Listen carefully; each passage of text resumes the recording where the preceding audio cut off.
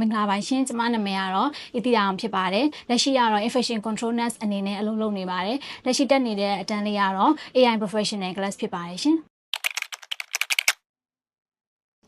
ဘာတွေသင်ရလဲဆိုလို့ရှိရင်အရင်ဆုံး AI ဆိုတာဘာလဲဆိုတာနဲ့စပြီးတော့ရှင်းပြရဲပေါ့နော် AI ပြီးလို့ရှိရင် AI တွေက AI ကိုက ChatGPT လောက်ပဲသိရနေပြီးတော့နောက်ပိုင်း AI နဲ့အမျိုးအစားတွေအများကြီးရှိရဆိုတာသိလာတယ်ပြီးတော့ကြတော့ဒီမှာ data analysis တွေအတွက် Power BI တွေကိုတခြားအသုံးချတတ်မှုတွေပါတယ်ပြီးတော့ video creation တွေposter ထုတ်တာတွေပြီးတော့ပုံတွေဖန်တီးတာတွေပေါ့နော် design လုပ်တာတွေအများကြီးပါပါတယ်အကြိုက်ဆုံးဆိုတော့စတင်ကြရနေပြီးတော့အခုချိန်ထိပေါ့နော်တစ်ခုပြီးတစ်ခုကတော့အများစိတ်ဝင်စားစရာကြီးအကုန်လုံးကောင်းခဲ့တယ်ဒီချေတွေကဆိုလို့ရှိရင်စိတ်ရှည်လက်ရှည်နဲ့မေးသမျှကိုတခြားရှင်းပြပေးတယ်အစအဆုံးတခြားနားလည်အောင်လို့စိတ်ရှည်လက်ရှည်နဲ့ပြောပြပေးကြတယ်ပြီးလို့ရှိရင်ဒီမှာ data analysis တွေလုပ်တဲ့ချိန်မှာလေပေါ့နော်အချိန်ကုန်တက်တာဒီ Power BI ကိုဘယ်လိုလုပ်ရမလဲဆိုတဲ့ဟာတွေကိုတေချာလေးလေ့လာရတယ်ပေါ့နော်အဲ့ဒါကိုတော့သဘောကျတယ်ပြီးလို့ရှိရင်ကျမကျတော့ဒီ video creation ဘိုင်းတွေ design ဘိုင်းတွေကိုပို့ပြီးတော့သဘောကျတာဆိုတော့အဲ့ဒီဘိုင်းတွေကိုလည်းအများကြီးတက်မြောက်လာတဲ့အတွက်ကြောင့်မလို့ပြောပါတယ်ယုံကြည်မှုကတော့ပေါ့နော်အရင်တော့ဒီမှာမတက်ခင်တော့ဆိုရင်ပြောတဲ့အတိုင်းပဲပေါ့နော် ChatGPT တို့ Gemini တို့လောက်ပဲသိပြီးတော့ကိုကလည်း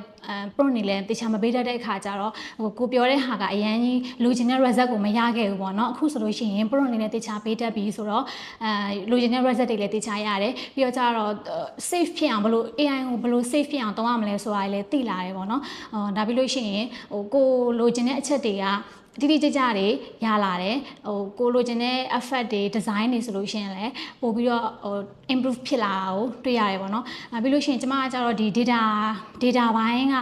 data ဘိုင်းကိုလောက်ရတယ်ဆိုပေမဲ့ data ဘိုင်းကိုအရန်အများကြီး data တွေအများကြီးကန်ရတဲ့သူမဟုတ်တဲ့ခါကျတော့ data ဘိုင်းအတွက်ကတော့အဆင်ပြေတယ် video creation တွေဒီ prompt တွေပေးပြီးတော့ကျတော့ design ထုတ်တာတွေ photo create လုပ်တာတွေကိုကျပို့ပြီးတော့စိတ်ဝင်စားတဲ့အတွက်ကြောင့်မလို့အဲ့ဒီဘိုင်းတွေကကိုယ့်အတွက်ပို့ပြီးတော့အသုံးဝင်လာရပေါ့နော်နောက်ပိုင်းမှာဆိုလို့ရှိရင်လည်း personal life မှာဆိုလို့ရှိရင်လည်းပို့ပြီးတော့ဒီ design ဘိုင်းတွေပို့ပြီးအသုံးချသွားဖို့လည်းရှိပါတယ်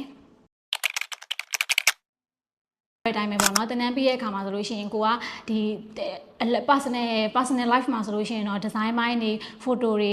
ကိုကအသုံးချမယ်ကိုလိုချင်တဲ့ live ကိုပိုပြီး smooth ဖြစ်အောင်ပေါ့ဒီ AI နည်းပညာတွေကိုအသုံးပြီးတော့လုပ်မယ်ပေါ့နော်အလုပ်ဒီ professional ဘိုင်းမှာဆိုလို့ရှိရင်လည်းတင်ပေးထားတဲ့ဒီ Power BI တွေကိုအသုံးပြုပြီးတော့ခါကြတော့ data analysis တွေလုပ်ပြီးတော့ပို့ပြီးတော့ presentation skill တွေကောင်းအောင်ကိုယ့်ရဲ့ presentation ကသူများထက်ကိုပို့ပြီးတော့ကောင်းမွန်နေအောင်လို့ပို့ပြီးအသုံးချသွားပါမယ်တက်တင်ပါတယ် AI သင်တန်းကAI တွေကဒီတိုင်းပေါ့နော် online ကနေပြီးတော့သူများပြောတာလေးတွေကိုလေ့လာပြီးတော့ကိုကသုံးလို့ရတယ်ဆိုပေမဲ့လည်းထဲဝင်သိဖို့ပြီးတော့ AI ကို safe ဖြစ်အောင်ဘယ်လိုသုံးရမလဲဆိုတာသိဖို့နဲ့ effective ဖြစ်အသုံးချတတ်ဖို့ကြတော့ဒီလိုမျိုးတေချာစနစ်တကျတင်ကြားပေးတဲ့သင်တန်းလေးမှာတက်တယ်ဆိုလို့ရှိရင်တော့ကိုကအကုန်လုံးကိုတေချာသုံးတတ်မှာပဲပေါ့နော်အဲကြတော့သင်တန်းတက်ပြီးတော့ကြတော့safe ဖြစ်သုံးဖို့ effective ဖြစ်သုံးချတတ်ဖို့လုပ်သင့်ပါတယ်ရှင်